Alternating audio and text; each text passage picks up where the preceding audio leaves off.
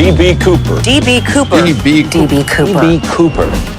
A daring parachute escape from a flying 727 somewhere between Reno and Seattle, Washington. Who gave his name as D.A. Cooper. But today, after hijacking a Northwest Airlines jet, ransoming the passengers...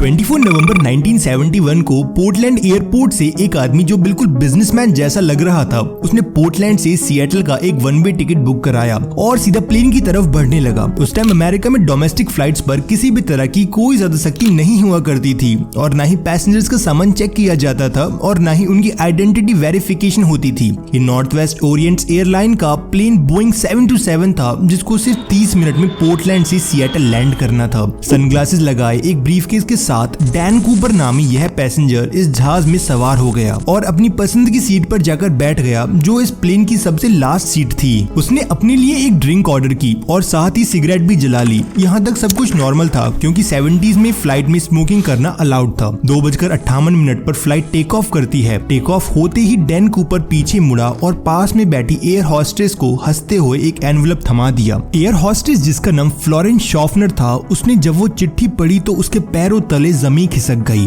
उसमें लिखा था, miss I have a bomb here and I would like you to sit by me. मेरे पास bomb है और मैं चाहता हूँ कि तुम मेरे बगल में आकर बैठ जाओ। फ्लोरेंस शॉफनर जब डैन कूपर के बराबर में आकर बैठ जाती है तो उसने ब्रीफकेस खोला जिसमें डायनामाइट की 8 स्टिक्स थी और एक डेटोनेटर था। इन शॉर्ट प्लेन हाईजैक हो चुका था और डैन कूपर की टोटल 3 डिमांड्स थी।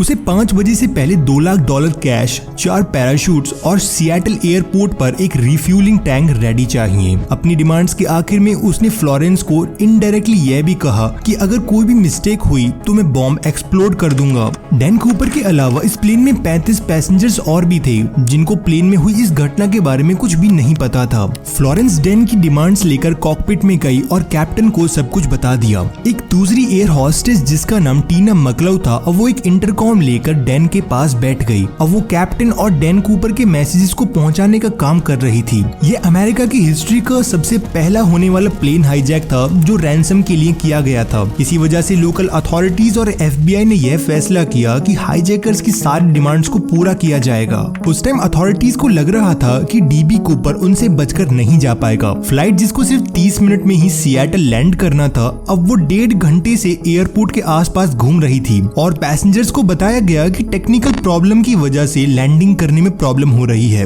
उसी समय सिएटल नेशनल बैंक से $20 के 10,000 नोट कलेक्ट किए गए जिनका सीरियल नंबर नोट कर लिया गया था और स्काई डाइविंग क्लब से 4 पैराशूट्स भी अरेंज किए गए थे।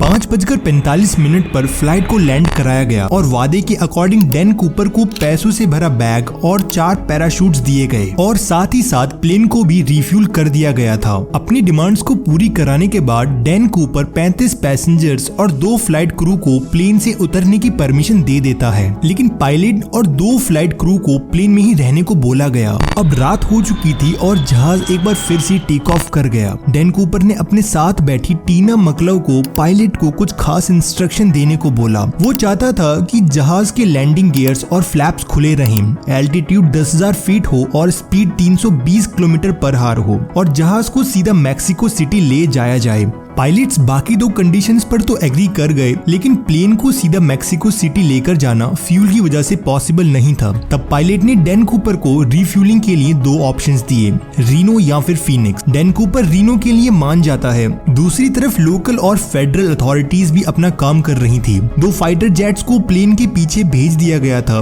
लेकिन वो इतनी स्लो स्पीड मेंटेन नहीं कर पा रहे थे, तो इस वजह से वो प्लेन के आसपास चक्कर लगा रहे थे। रात के अंधेरे में प्लेन रीनो की तरफ बढ़ रहा था। इतने में डैन कूपर ने पास बैठी टीना मकलव को कॉकपिट में जाने को कहा, जहां 2 पायलट्स और एक फ्लाइट अटेंडेंट थी। जब टीना कॉकपिट का दरवाजा बंद करने के लिए पलटी तो उसने आखिरी बार सिर्फ इतना देखा कि डैन कूपर अपनी कमर पर कुछ बांध रहा था। उसके बाद प्लेन की सीढ़ियां खुली और डैन कूपर ने वहां से छलांग लगा दी। इसके बाद जो भी कुछ हुआ पिछले 50 सालों से आज भी एक मिस्ट्री बनी हुई है। 3 घंटों के बाद जब प्लेन रीनो में लैंड हुआ तो पूरे जहाज को अच्छी तरीके से चेक चेक किया गया, लेकिन जहाज में ना ही डैन कूपर था और ना ही कोई बॉम्ब मिल पाया। सिर्फ प्लेन में ही नहीं, इस इंसिडेंट के बाद डैन कूपर का कोई भी अता पता नहीं मिल सका, ना ही जिंदा और ना ही मुर्दा। आखिर डैन कूपर कौन था और पूरे अमेरिका को धोखा देकर कहां चला गया? यह केस FBI का वो केस है जो आज भी बंद नहीं किया गया है। डैन कूपर को प्लेन से किसी ने जंप करते तो नहीं देखा, लेकिन स्टेयरकेस खुले रह जाने की वजह से यह बात तो साफ थी कि उसने सिएटल और रीनो के बीच में ही कहीं छलांग लगाई थी। FBI ने प्लेन पर सबूत ढूंढना शुरू कर दिया, लेकिन बदकिस्मती से उन्हें सिर्फ DB कूपर की टाई, 8 सिगरेट बर्ड्स और 4 में से 2 पैराशूट्स मिले जो डैन कूपर अपने पीछे छोड़ गया था, और किसी के पास उसकी कोई फोटो भी नहीं थी। पैसेंजर्स और क्रू से इंटरव्यू लेने के बाद डैन कूपर के हुलिये के हिसाब से उसका स्केच बनवाया गया। इससे पहले कि डैन कूपर सिएटल और रीनो के बीच में तलाश किया जाता, FBI को इतना जानना था कि एग्जैक्टली उसने कौन सी जगह पर प्लेन से जंप किया था। यह जानना ज्यादा डिफिकल्ट नहीं था क्योंकि प्लेन ऑटो पायलट पर था, यानी कि जिस पाथ पर जहाज उड़ रहा था उसका पाथ ऑलरेडी रिकॉर्डेड था। जहाज की स्पीड और एल्टीट्यूड तो पहले से ही मालूम थे। साथ ही साथ फ्लाइट रिकॉर्डर की वजह से यह भी पता चल पाया कि जहाज के स्टेयर्स 8:10 पर खोले गए थे। इन सारी इंफॉर्मेशन के बेसिस पर डैन कूपर की ड्रॉप लोकेशन का अंदाजा लगाया गया। अंदाजा लगाने के बाद एक सर्च एरिया डिफाइन किया गया। ये 45 स्क्वायर किलोमीटर का area dense forest and mountain से घिरा हुआ था। एरियल टीम ने और लैंड सर्च टीम ने इस पूरे एरिया का चप्पा चप्पा छान लिया था, लेकिन ना ही डैन का कोई नामो निशान मिला और ना ही उस ब्रीफकेस का। इस पूरे एरिया में इतनी सर्दी थी कि सबको यही लगने लगा कि डैन कूपर मर गया होगा, लेकिन उसके बाद जो हुआ उसका FBI को कोई आइडिया भी नहीं था। अमेरिकन हिस्ट्री में पहली बार FBI ने इस केस के लिए पब्लिक से हेल्प लेना शुरू कर दिया था। डैन कूपर का स्केच और $2 लाख का सीरियल नंबर भी न्यूज़पेपर में प्रिंट करवा दिया गया था, और डैन कूपर के बारे में कोई भी इंफॉर्मेशन देने पर इनाम देने का भी वादा किया गया था। उनका यह ख्याल था कि अगर डैन कूपर जिंदा होगा तो पैसे कहीं ना कहीं जरूर खर्च किए गए होंगे। लेकिन शॉकिंग बात यह थी कि उन सीरियल नंबर का एक भी नोट कभी भी कहीं नहीं देखा गया। लेकिन मामला अभी खत्म नहीं हुआ था। करीब 9 सालों के बाद यानी 1980 में एक ऐसा इंसिडेंट हुआ। कोलंबिया रिवर के किनारे एक बीच है जिसको टीना बार के नाम से जाना जाता है। यहाँ एक बच्चा अपने पेरेंट्स के साथ खेल रहा था जब उसको रिवर के किनारे नोटों की 3 गड्डियां मिली। यह $20 की नोटों की गड्डियां थी जो टोटल $5,800 बनते थे। बच्चे के पेरेंट्स ये पैसे लेकर FBI के पास गए और लकीली इनकी सीरियल नंबर उन नोटों से मैच कर गए जो डैन कूपर लेके भागा था। डैन कूपर हाईजैकिंग केस में ये 9 सालों के बाद कोई पहली प्रोग्रेस थी,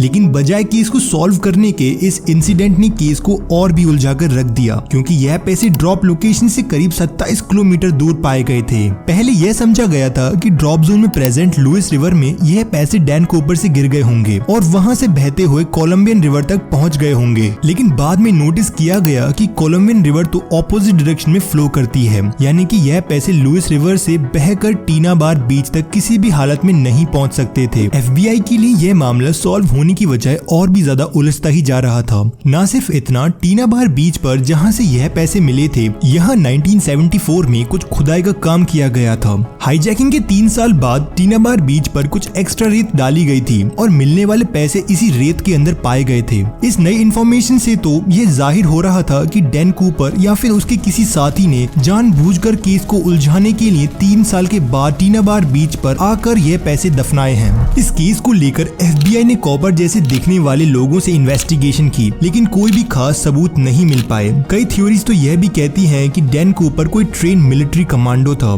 क्योंकि जो पैराशूट वो अपने साथ लेकर गया था वो एक मिलिट्री पैराशूट था और उसको ऑपरेट करना उन पैराशूट से ज्यादा डिफिकल्ट था जो वो अपने पीछे छोड़कर गया था। 1980 में $5,800 कैश मिलने के अलावा 9,710 नोट कभी भी नहीं मिल पाए।